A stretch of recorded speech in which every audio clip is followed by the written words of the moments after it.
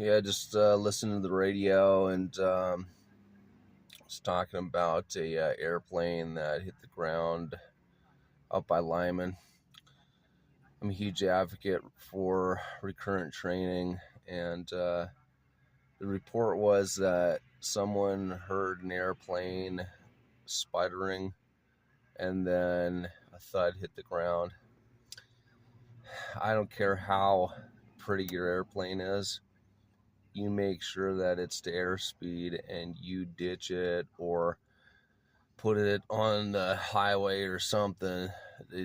There's no reason any pilot should go to the grave. So if you don't know, get with an instructor.